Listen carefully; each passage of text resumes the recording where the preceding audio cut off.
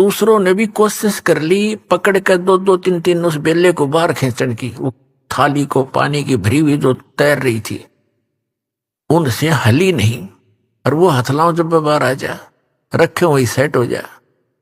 तो इस तरह कई बार पत्थर भी उठा के उसमें रख के देखे, वो भी तैरने लग गए। रुक ये नो के नो वहीं पर, आधे डूब जाते थे, आधे रह जाते थे ऊपर। तो इस तरह की उनके वरदान परमात्मा ने दे दिया। वह समस्या समाधान करने के लिए कि ये सेवा भी नहीं छोड़ना चाहते, इनको सचमुच यह दिक्कत है ही, तो दोनों का बीच बिचाड़ा कर दिया। और ये फिर कहां जाकर बात बनी। अब उधर से समुद्र के ऊपर पुल बनाने की आवश्यकता पड़ी श्री रामचंद्र जी ने। और समुद्र पर पुल बनाना कोई बालकों का खेल है। श्री रामचंद्र जी कहते 3 दिन तक घुटनों पानी में खड़ा रहा, समुद्र से याचना करता रहा, प्रार्थना करता रहा, मुझे रास्ता दे, जल्दी मुझे रास्ता दे सागर राज, मैं बहुत दुखी हूं और ऐसे ऐसे मैंने अपनी पत्नी को छुड़वा के लाना। तीसरे दिन जब उसने देखा कि समुद्र टस से मस नहीं हो रहा है, लक्ष्मण से कहा कि मेरा अग्नि बांध दे, इस समुद्र को फूंकता हूं। ये रावण का संग पाकर अभिमानी हो गया है। अब उसने निकाल के तीर छोड़ना चाहा अग्निबाण, तभी समुद्र विपर रूप बनाकर बाहर आ गया। श्री राम से कहने लगा कि भगवान ऐसा अनर्थ ना करो, यदि आपने जल को फूंक दिया, मुझे फूंक भी दिया, तो ये गड्ढा बन जाएगा, आप फिर भी सफल नहीं हो सकोगे इसमें से जाने के लिए, और बहुत बड़ा संसार बसा हुआ जीव जंतु, आपको पाप लगेगा। ऐसा काम करो कि लाठी भी ना टूटे और सर्प भी मर जा। तो श्री रामचंद्र जी ने कहा कि फिर ऐसा कौन सा उपाय है बताइए। आपकी सेना में ये नल नील और भी पहुंच गए वहां पर, फिर तो सारे जंगल में जितने रहा करते थे कुछ सब इकट्ठे हो गए, लाठी ले गए। ये भी वहां गए हुए थे उस सेना में। विपर रूपधारी समुद्र ने कहा कि आपकी सेना में नल और नील नाम के 2 ऐसे कारीगर भी हैं, वह शिल्पकार भी थे, जैसे मकान बनाने वाले। 2 ऐसे सैनिक हैं आपकी सेना में, उनके हाथों में उनके गुरुदेव द्वारा दी गई ऐसी शक्ति है कि पत्थर भी तैर जाएंगे। कोई वस्तु नहीं डूबती, वो पत्थर रख, कोई चीज रख दें और वो तैरती रहती है, और चाहे उसके ऊपर कितना बलशाली व्यक्ति खड़ा हो जाए वो डूबती नहीं, ताकतवर वजनदार। तो श्री राम ने कहा भी नल नील को बुलाओ।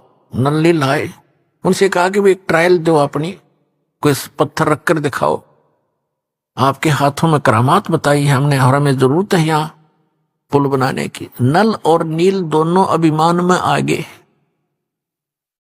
ये महाराज जीव ने उसने सोचा कि यदि हम अपने गुरुजी को याद करेंगे, मंत्र जंत्र करेंगे, अपना मंगलाचरण, तो श्री रामचंद्र जी ने सोचेंगे ये तो कहीं भगवान की स्तुति करके इन्होंने शक्ति प्राप्त की है। यानी अभिमान आना था, ऐसे ही काम बिगड़ा करता है, किसी प्रकार भी हो जाए गड़बड़। उन दोनों ने उस दिन तुरंत पत्थर उठाए। अहम था उस दिन, उन्होंने वैसे तो पत्थर उठाकर रखा करते थे, कोई कुछ भी चीज रख देते। उस दिन उनके अंदर एक विशेष दोष था मन में, इसलिए फेल हो गए। पत्थर उठाए रखे, दोनों के डूब गए। अब उनको तो कॉन्फिडेंस था कि अवश्य तैरेंगे, और लाइट आ गए, फिर दूसरे भी डूब गए, फिर लाइट आ गए, वो भी डूब गए। अब श्री रामचंद्र जी समुद्र की तरफ देख रहे थे, मानो ये कहना चाहते हैं कि आप झूठ बोल रहे थे। उसी से में उस विपर रूपधारी समुद्र ने कहा कि नल नील तुमने अपना सतगुरु याद नहीं करे, उनको याद करो। तो उनका बात याद आएगी। फिर उन्होंने परमात्मा को याद किया, और वो तो आना ही था, क्योंकि श्री रामचंद्र भी दुखी, रावण का अंत आए लिया था, उसकी टिकट भी कटवानी थी, और वहां आए क्योंकि ब्रह्मा विष्णु महेश भी उसी के तो बच्चे हैं परमात्मा के। सूक्ष्म वेद में कहा कि राम कृष्ण सतगुरु सहजादे और भक्ति हेतु न हुए पियादे। उस परमात्मा के ही बच्चे हैं, ये भी सहजादे हैं, हमसे अच्छी आत्माएं हैं ब्रह्मा विष्णु महेश। तीनों देवा कमल दल बसे, ये ब्रह्मा विष्णु महेश, और प्रथम इनकी वंदना फिर सुन सतगुरु उपदेश। तो परमात्मा अपने बच्चों के दुख को देखता है, श्री राम के दुख को देखकर वहां पहुंचना ही था, और नहीं आते क्योंकि नलनील का अगर से काम बन जाता तो उन्होंने आना ही नहीं था, कि उन्होंने रजाई न्यों बख्शी थी, पर हम कर्म ही ने बिगाड़ देते अपनी सारी कहानी को। तब देखा कि सामने मुनिंदर ऋषि आ रहे हैं।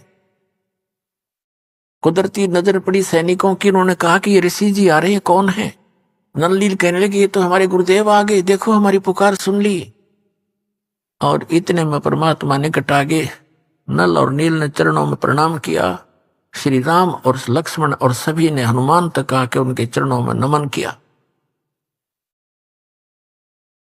तब श्री रामचंद्र जी ने कहा कि ऋषिवर, आपके इन बच्चों के हाथों में आज वो शक्ति नहीं रही, मेरा दुर्भाग्य है, और मुझे आवश्यकता है कि समुद्र पर पुल बना के मैं लंका में जाऊं। रावण सीधी बातों से नहीं मान रहा, उससे युद्ध करना पड़ेगा और सीता को छुड़वाऊं। भगवान दया करो मुझ पर। जब आप अपने बच्चों को, अपने शिष्यों को शक्ति दे सकते हो, मेरे पर भी दया करो, कोई वरदान दो, मुझे भी मेरा ये कठिन कार्य सुलभ करो। तो परमात्मा ने कहा कि अब इनके हाथों में यह शक्ति रहेगी भी नहीं, क्योंकि इनके अंदर अभिमान छा गया। अब परमात्मा कहते हैं कि जैसे माता गर्भ को रखे यतन बना और ठेस लगे ते अक्षीण होए, तेरी ऐसे भक्ति जावे।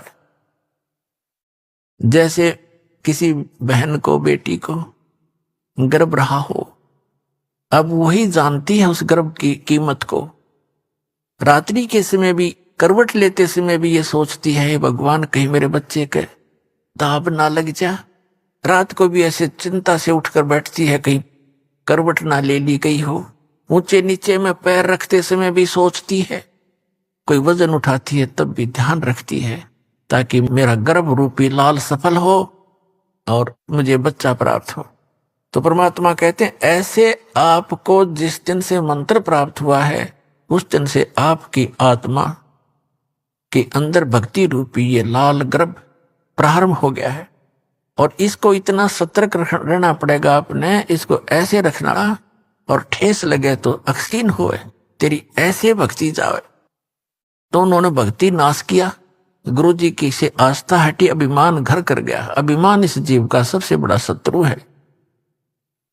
अहंकार के अंदर जीव मार खा रहा, लासिज हो जा, बाघ का मुंह हो जा, हाथ उठे नहीं, मक्खी मुंह में गब्बड़े और लिकड़े, खा कभी मान इसका मिट्टी का। हमारे को कालना अज्ञान से इतना मूर्ख बना दिया कि हम इस मिट्टी का भी मान कर लेते हैं, अपने को सुपीरियर मानने लग जाते हैं। हमारी बुद्धि भ्रष्ट कर रखी इस काल ने। तो श्री रामचंद्र जी ने कहा कि भगवान फिर मेरे ऊपर तो बड़ी आपत्ति आई है, कुछ दया करो, एक पुल बन जाए इस पर, समुद्र के ऊपर। तो परमेश्वर ने कहा कि आओ मेरे साथ साथ। हाथ में एक सोटी ले रखी थी, डोगा जैसे आजकल बूढ़े रखा करें सोटी, वैसे भी रखते हैं जैसे कोई कुत्ते बिल्ली से बाहर जाते हैं तो रख लेते थे।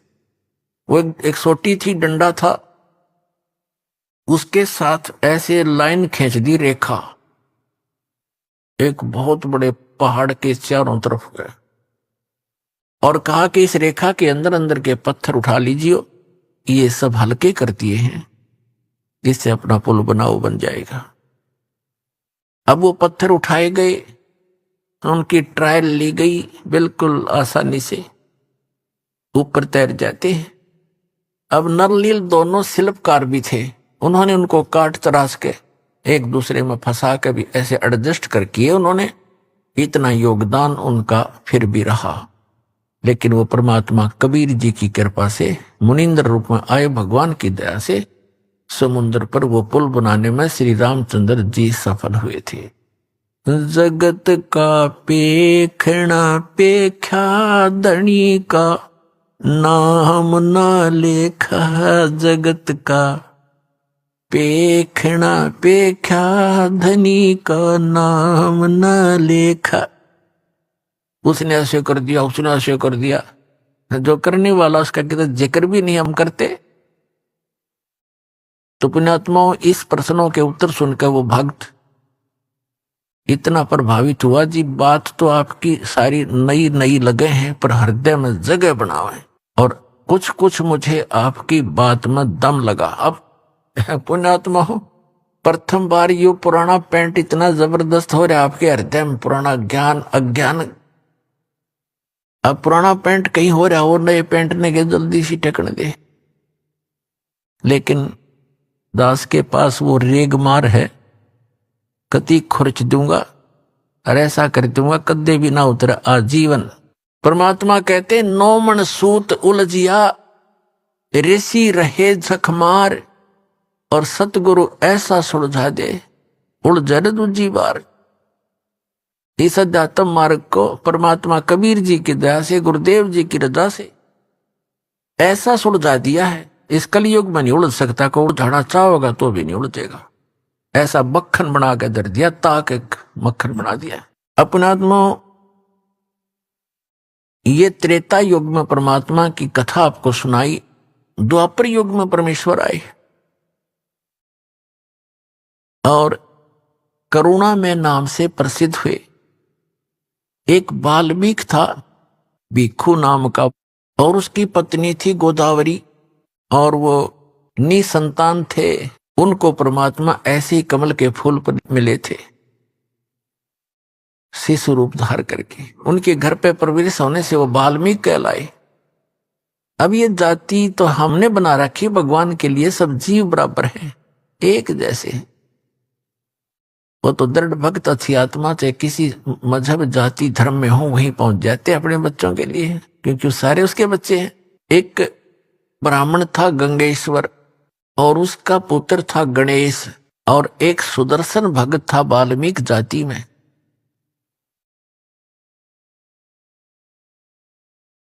वो परमात्मा का भक्त बना जब करुणा में नाम से आए हुए थे। सुदर्शन नाम का एक भक्त, और उधर से वो गणेश नाम का ब्राह्मण का लड़का था, वो भी कबीर परमेश्वर का शिष्य हुआ।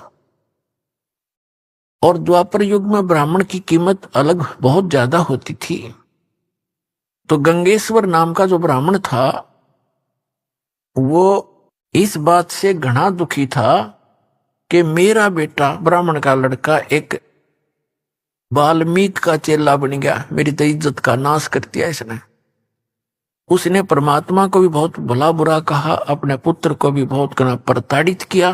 फिर वो बच्चा मान्या नहीं, वो उनका एक परम भक्त बना। जो सुदर्शन नाम का वाल्मीकि जाति में जन्म था जिस बच्चे का, उसने परमात्मा का ज्ञान समझा और स्वीकार किया। और उस सुदर्शन के माता पिता बहुत विरोध किया करते थे। वो श्री विष्णु जी के पुजारी थे और परमात्मा के उस ज्ञान को उन्होंने नहीं माना, लेकिन सुदर्शन जी ने बहुत अच्छे तरह से समझा। एक दिन क्या हुआ कि सुदर्शन जी ने बहुत प्रार्थना की और कहा, भगवान मुझे वो लोक दिखा दो जहां जिसकी आप चर्चा किया करते हो। परमात्मा बोले, बेटा जो मैं बता रहा हूं सो विश्वास कर ले भाई, गुरु के वचन पर विश्वास करना चाहिए। अच्छा जी, जैसे आपकी इच्छा। लेकिन वो जान गए कि इसके हृदय में जो